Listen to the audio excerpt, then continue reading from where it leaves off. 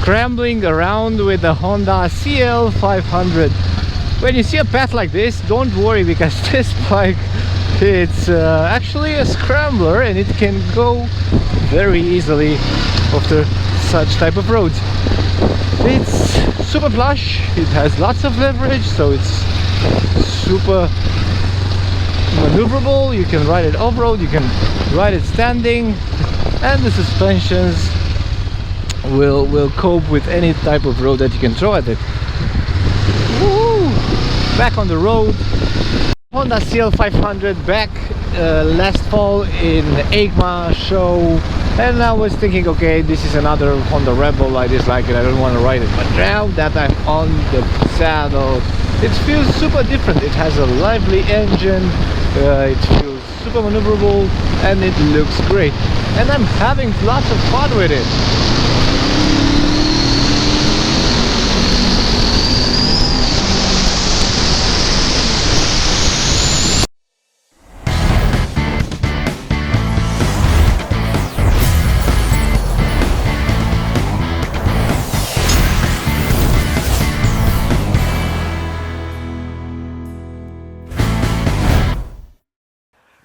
I hope my hair is right and I have my shirt on.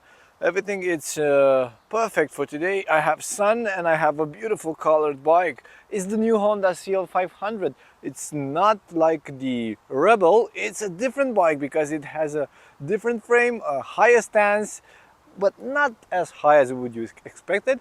Let's check it because it's just behind me. Honda launched it last year in 2022 for this year.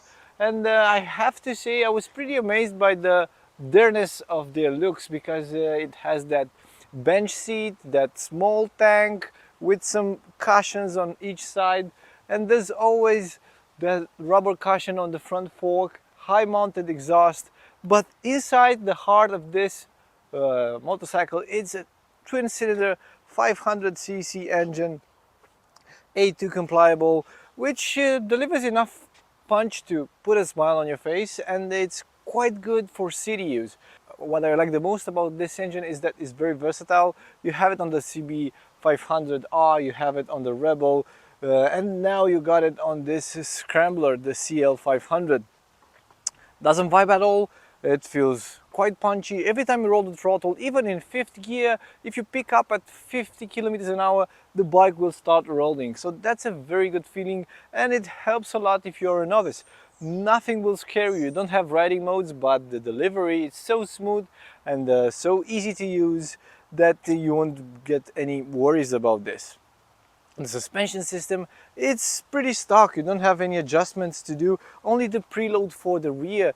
But from the factory with this setup, I have to say I used it a bit off-road. I went outside the paved roads, and the bike reacted quite nice. It's pretty plush, and even on bumpier roads in the city, you don't feel the need for a softer suspension or for more precise suspension. This one reacts quite good.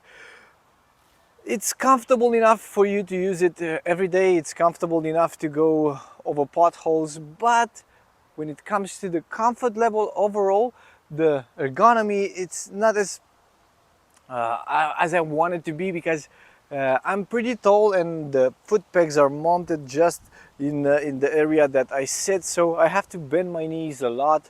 You have enough room for your knees to fit around the bike, but they are pretty high mounted and I have to stay with my legs pretty crumbled. The saddle looks amazing. It has like a stitching look, but it's not stitches. It's pretty harsh. When you press it, it's quite tough, and you will feel it. Your bottom will feel it after no more than 30 minutes of riding. But overall, the handlebar, it's quite wide, you have lots of leverage, and the bike has a very wide turning angle. So this makes it very maneuverable for city use and going in between traffic. The braking system, it's only one disc for the front. You have a Nissin caliper and a Nissin brake pump. You don't feel the need for more, because this bike does not accelerate as aggressive or doesn't go up to 200 kilometers an hour, so you would need better brakes. These ones are just perfect. You also get the ABS system, but the overall thing that I like, it's the finish of this bike. You have this nice looking tank, just like the one on the CB500, just like the one on the Rebel 500, but with this padding on the tank, you have this nice round LCD dash, which also shows you the gear. You have this headlight, which is quite nice. It's with the 4 lamps, and it delivers enough amount of light for night use. The finishes over here are quite good. The plastics are feeling right at touch. So more or less it's quite the same with the Rebel, but the stance is a lot higher. It can accommodate riders over 101 meters and 60 centimeters. Things like the exhaust will get your eyes in a second, because you have these holes over here like a radiator that will dissipate the heat from the legs of the passenger. You can imagine if you're the passenger and you're sitting up here, look how small this dimension is, so you will be very crouched with your legs. Otherwise, the heat coming from this engine is almost close to none. I had like 28 degrees today, but I was hearing the fan coming out, but no worries about it. Overall, the bike is super nice, and with a price tag of 7,500 euros here in Europe, I have to say it's a cool machine to have. Even though it will be a second bike or the first bike, it's appropriate for any type of user.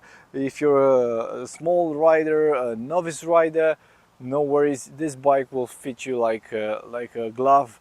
So I'm an experienced rider, but I like it a lot because it gives me the feel of a real Scrambler, and this thing, it's quite good because the price tag is the one that will come up, and every time you want to buy something like this, for sure this will make the difference. That 7,500 price tag will make the difference.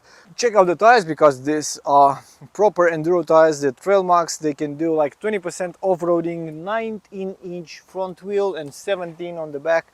They will go on unpaved roads at every second. With this plush suspension, you can even sit up because the handlebars are high mounted, so no worries over there. You can use it as a dirt bike.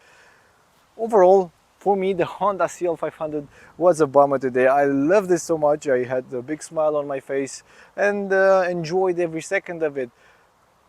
It's definitely a bike to test, and definitely a bike to own. I like it a lot. Good job, Honda. The maneuverability and the way it feels, it's a huge plus.